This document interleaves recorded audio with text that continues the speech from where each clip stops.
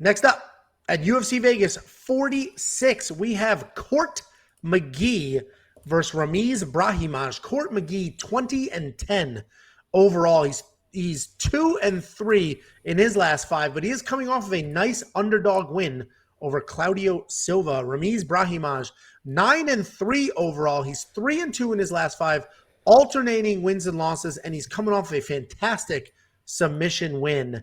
And you may remember Ramiz Brahimaj for when his ear fell off in a disgusting fight against You would have Max thought, Griffin. looking at the pictures, that both of Court's ears had fallen off at one point. Yeah, well, Ramiz is like... They look like they're not even on. Ramiz, it does look like a nub, like a bony nub. Anyway, Ramiz's ear basically fell off against Max Griffin. It was absolutely disgusting. It has nothing to do with this fight, but ugh. What was frustrating about that fight, though, and that he was even in a position for his ear to fall off, is that Ramiz needed to grapple in that fight, and he chose not to. He didn't. He chose to strike, and he ended up in that situation. And he is a phenomenal grappler. He's a world champion black belt grappler. No reason for him to be standing up in that fight or others for the most part. He does have good power in his hands, but he sets up his takedowns well. And that's what the power is really used for. The issue is he doesn't always use his grappling, even though he should, especially when you see that all 9 of his wins are by submission. His striking is not very good. His grappling is amazing, and that is the path to victory. I don't even care who the other person on the other side of the graphic is. That's his path to victory every single time. Court McGee has been around forever and is much better than his record.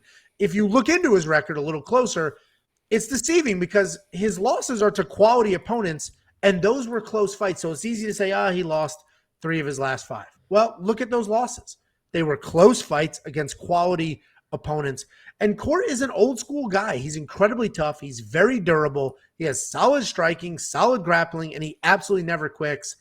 He's good everywhere. He's great nowhere. So he's a jack of all trades. And he's a throwback to when somebody could just work really hard, be well-rounded, and have success before these sort of top 1% athletes in the world jumped into the sport and started to take over.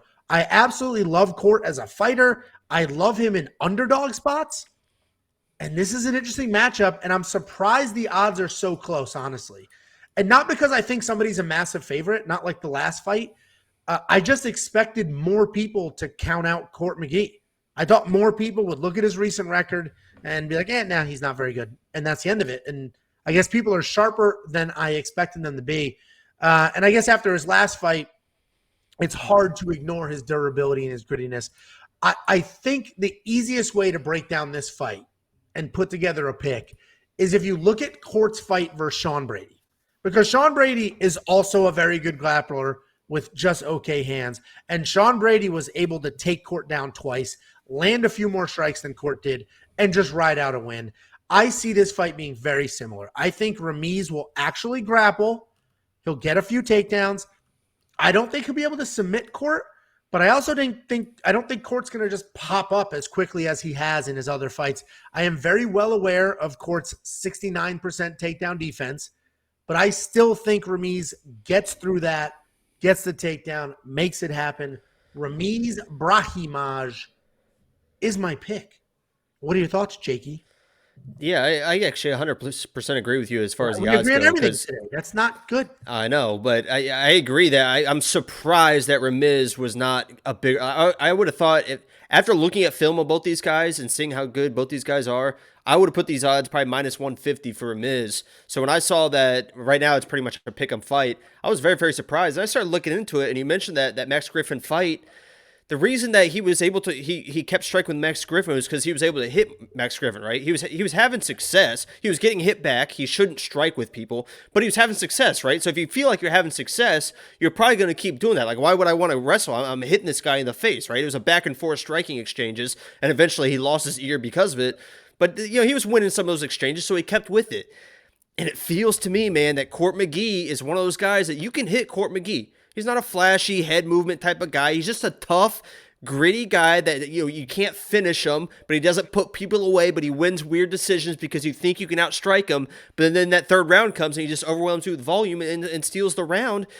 And it feels like I completely agree that Ramiz should just try and take him down. I don't know if he's going to be able to, but just try to get those takedowns. If you get him to get down, try to submit him. Court's never been submitted before, but that's the game plan. But I think Ramiz comes out, throws a few strikes, realize how hittable Court McGee is, and gets sucked into that same striking match. And if he gets sucked in that striking match, I think the end of the second round and the third round, Court McGee, with that experience in those type of fights, can win this fight. I think Ramiz is probably the safer pick, but I got to go Court McGee on this because I think he just sucks Ramiz into one of those just nasty, dirty fights that Court McGee just wins all the time. So, get the fight to the ground if you want to win, but I don't think he's going to. All right, so we're actually split on one. Finally. Yeah, I mean, I just, I love Court McGee, and I'm sure listening to my breakdown, everybody thought I was going to pick Court, and I almost did. I went back and forth. It's super close. It's just such a clear path to victory, and we've seen Court lose that exact same way. So well, he's never been submitted. Well, I didn't say, and I specifically says I don't think Ramiz will submit him. I also don't think Court McGee's going to stand right back up. You said like lose that same way. I just didn't want people to think that he's been submitted before. No, just lose like getting. And he's only been finished once ever. 30 fights. He's only been finished once. So. Yeah, it was like a knockout early in his career. He's super tough. That's why I said he's a straight up throwback to just. He's not amazing. He's not like some natural athlete. He's just works really hard and he's ridiculously tough. And if you know his life story, he's overcome a lot in his life. So he's just one of those guys. You go through the stuff he went through, and you are just mentally tough as hell and can push himself through things that most people will not be able to push themselves through. So I like Court McGee a lot. I just don't see him winning this fight. Do you like him for $8,300 in DraftKings? No, because he's not going to finish. Because I don't think he's got it. He hasn't had a finish of his own in like 12 years or something like that. So he's not going to finish him, and he could just get taken down and controlled that way. So I wouldn't play it. I don't like either one of these. It's just such a close fight, I think. So I actually love Ramiz at 79, under 8,000, and I'm hoping he struggles with the takedowns. I think he struggles with them. You don't think he's getting those takedowns? I think he struggles with them.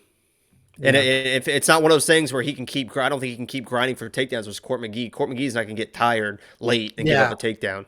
So if he doesn't get him early, like this might be a live bet situation to where you see that first shot, that first fresh Ramiz shot, and see how close he is to getting that. And if Court McGee, if it's not even close, that might be a Court McGee play to start playing that. That's a good point. And we're going to try to do a Fight Companion live stream on Saturday, and we're going to incorporate the live odds and live betting. The problem is this is an earlier card. It starts at like 7 p.m. Central main card.